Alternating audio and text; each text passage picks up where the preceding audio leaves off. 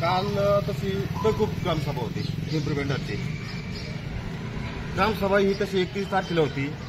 10 वाजताचा टायमिंग होता 31 तारखेला.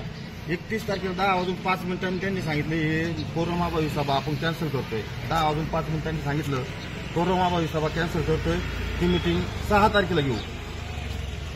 आम्ही त्या ठिकाणी निघून आलो. 6 तारखेला मीटिंगला आल्यावर म्हटलं आम्ही 7 तारीख केलेली आहे. ठीक आहे, त्या दिवशी पण आम्ही निघून आलो.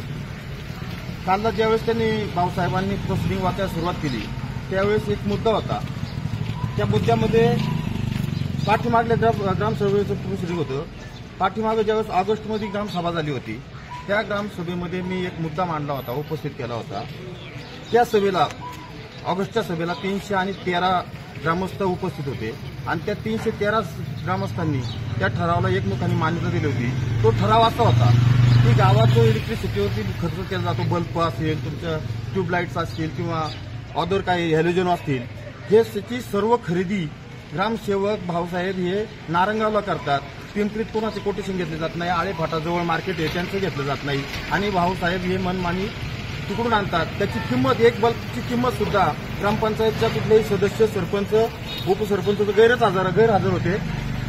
यांना सांगता आली नव्हती. भाऊसाहेबांना एका बल्बाची किंमत सांगता आली नव्हती. विशेष म्हणजे धुराळणी मशीन त्यावेळेस आपल्या गावामध्ये, आमच्या पिंपरी पेंढार गावामध्ये डेंग्यू सारख्या साथीचा मोठा प्रादुर्भाव होता आणि धुराळणी मशीनचा विषय निघाला. लोकांनी सांगितलं, ग्रामसभेने सांगितलं तर धुराळणी आमच्याकडे झालीच नाही आणि यांनी त्यावेळेस 1,80,000चं बिल धुराळणीचं नारंगाव या ठिकाणच्या एजन्सीला देऊन ते पास केलं होतं. म्हणून मी त्या ठिकाणी सांगितलं की बाबा आपल्या गावाकडे धुराळणी मशीन आहे आणि ते धुराळणी मशीनवरती आपण का काम करत नाही, आपण भाड्याचं मशीन का आणता. तर त्यांनी सांगितलं त्याला मेंटेनन्स आहे. त्यावेळेस किसन नानाभाऊ कुठे यांनी सांगितलं होतं का मेंटेनन्स हा फक्त 4 आणि 5,000 रुपये करावा लागतो आणि मग तुम्ही बाहेर एवढे 1,80,000 रुपये द्यायची गरज नाही ना. म्हणून त्यावेळेस त्या आपल्या ग्रामसभेने असे ठराव केला होता का आणि यांना उत्तरं देता आली नव्हती. ग्रामपंचायतच्या सरपंच, उपसरपंच नव्हते, सदस्यांना या गोष्टींवरती विषय गांभीर्याने कुठल्याही प्रकारचं उत्तर देता आलं नव्हती. ते 313 ग्रामस्थ ऐकत होते. सर्वांनी टाळ्या वाजून एकच ठराव करून घेतला की या ठिकाणी असा ठराव करण्यात येतो की गेले 4 वर्षात धुराळणी आणि बल्बवरती, इलेक्ट्रिसिटीवरती जो खर्च झालाय तो ह्या ग्रामसेवकनी पुन्हा ग्रामपंचायतला जमा करावा. कारण त्यांनी ते बोगस प्रकारे पैसे काढलेले आहेत. नारंगावला त्यांच्या मुलाचं समजलेल्या माहितीवरून सांगतो का त्यांचाच मुलगा येतो धुराळणी करून जातोय. म्हणजे गावात मशीन असून सुद्धा तुम्ही जास्तीचे पैसे काढताय. म्हणून ग्रामसभेने तो ठराव केला होता. हा झाला इथपर्यंत. काल भाऊसाहेबांनी त्याला अशी जोडणी दिली त्या प्रोसिडिंगला की जयसिंग कोटे यांच्या विषयावरती असा ठराव करण्यात आला. असा ठराव लिहिला आहे की बुवा हा ग्रामसभेचा विषय आहे, आपला मासिक सभेचा विषय, हा ग्रामसभेचा अधिकार नाही. त्याच्यामुळं ते जे होतंय ते योग्य होतंय. आम्ही आमच्या पातळीवरती तो विषय ठरवू असा त्यांनी ज्यावेळेस उल्लेख केला. भाऊसाहेबांनी ते प्रोसिडिंग वाचून दाखवलं. त्यावेळेस मी आणि माझ्यासमोर जे ग्रामसभेला उपस्थित होते त्या ठिकाणी आम्ही सभेचा जाहीर निषेध केला आणि त्यांना सांगितलं तुम्ही जर चुकीचं प्रोसिडिंग लिहित असाल तर आम्ही तुमचा जाहीर निषेध करतो आणि आम्ही सभा त्याग केली. विशेष म्हणजे सांगायची बाब ही आहे की कालच्या ग्रामसभेला सुद्धा सरपंच आणि फक्त 3 ग्रामपंचायत सदस्य उपस्थित होते आणि कर्मचारी याच्या व्यतिरिक्त एकही कोणी उपस्थित नव्हते. आणि ज्यावेळेस आम्ही निषेध केला त्यावेळेस आम्ही निघून आलो. त्यावेळेस फक्त 3 ग्रामपंचायत सदस्य आणि सरपंच यांनी ती मीटिंग घेतल्याचं समजतंय. या पद्धतीचे मनमानी कारभार त्या ठिकाणी चालतोय. माझं पिंपरी पेंढार ग्रामस्थांना आव्हान आहे आणि या ग्रामपंचायतला पण आव्हान आहे. बाबांनो, 313 सभासद, भाऊसाहेबांना माझं आव्हान आहे, 313 सभासद त्या ठिकाणी उपस्थित होते ऑगस्टच्या मीटिंगला. त्याच्यातले 13 जरी सभासद म्हटले ना की बुवा हा ठराव खरा आहे तर मी पुन्हा कधीही ग्रामपंचायतच्या ग्रामसभेत येऊन कुठलाही मुद्दा मांडणार नाही हे जाहीर सांगतो. तुम्ही गावाला चुक्या बोलू नका, गावाशी खोटं बोलू नका.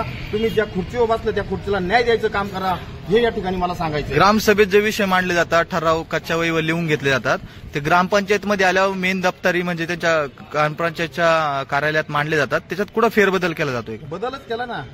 तुमच्याकडे सुद्धा रेकॉर्डिंग आहे साहेब.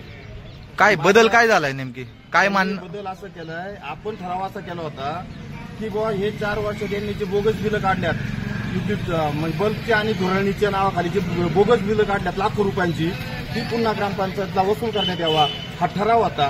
त्यावेळेस सर्व सदस्य आणि विशेषतः सरपंच यांनी सुद्धा त्याला मंजुरी दिली होती, मान्यता दिली होती. आणि आजच्या ठरावामध्ये त्यांनी असं लिहिलंय की हा मासिक सभेचा ठराव आहे, त्याच्यामुळे हा विषय इथं घेता येत नाही, हा ग्रामसभेचा विषय नाही, असं त्यांनी त्या ठिकाणी ठराव घेतलेला आहे. म्हणजे हा संपूर्ण चुकीचा ठराव त्या ठिकाणी घेतलेला आहे. आता तुम्ही दुसरा मुद्दा मांडलाय की ग्रामसभेत ग्रामसेवक इथं येणं राहिलं पाहिजे. हे तुम्ही ऑगस्टला पण बोलत होते, आता काल पण बोलले. गेली 1 वर्षापासून सांगतोय की ग्रामसेवकने या ठिकाणी आलं पाहिजे, या ठिकाणी पिंपरीत राहिलं पाहिजे. ग्रामसेवक सर्वांना बोलतो. ग्रामसभेच्या सभेमध्ये अनेक वेळा ठराव झालेत, त्यांनी एकदाही प्रोसिडिंगला घेतलेला नाही. ग्रामसेवकने हा ठराव एकदाही काही महिला सदस्यांनी काल विचारलं फोन करून का तुम्ही ग्रामसभेला तरी उपस्थित राहायला पाहिजे. ते म्हटले आम्हाला जर कशात विश्वासातच घेत नाही ग्रामसेवकाने, तर आम्ही उपस्थित राहून काय करायचंय. ही शोकांतिका आहे. फक्त 15 जणांची बॉडी आहे पिंपरी पेंढारमध्ये, आणि 15 जणांच्या बॉडीमध्ये जर फक्त 3 सदस्य आणि सरपंच उपस्थित राहत असतील, बाकीचे जर कोणी गैरहजर राहत असतील, तर याच्यासारखं जर पिंपरी पेंढारकरांचं काही नाहीये. दुसरा एक विषय सांगतो, मध्यंतरीच्या काळात हे त्यांनी बघितलं पाहिजे ना. ग्रामपंचायतने गेल्या सलग 3 मिटिंगला ग्रामसभेला उपसरपंच उपस्थित नाहीये. तुमचा मुद्दा रास्त आहे, परंतु हा विषय त्यांनी बघितला पाहिजे ना. सर्व गोष्टी जयसिंग पोटे त्यांनी नाही ना बघितलं. आता काही ग्रामस्थ प्रश्न विचारतात, काही पाण्याचे प्रश्न आहेत, काही वेगवेगळे प्रश्न आहेत. त्यांच्या प्रश्नाला देऊ करू अशाच उत्तरं दिली जातात आणि सभा कुठेतरी मारून नेली जाते. अहो, आजपर्यंत सभा ही सीताराम महाराज सभा मंडपामध्ये व्हायची, म्हणून लोक यायची, सभेला जमा व्हायची. परंतु कालची ग्रामसभा ही यांनी यांच्या सभागृहामध्ये घेतली. पहिल्यांदा असं घडलंय की सीताराम महाराज देवस्थानची जागा सोडून या ठिकाणी यांनी सभा घेतली. का तर जनतेचा जे प्रश्न असतात याला जनतेने येऊ नाही ही यांची पहिली मानसिकता असती, म्हणून यांनी जागेचं सभेचं ठिकाण बदललंय.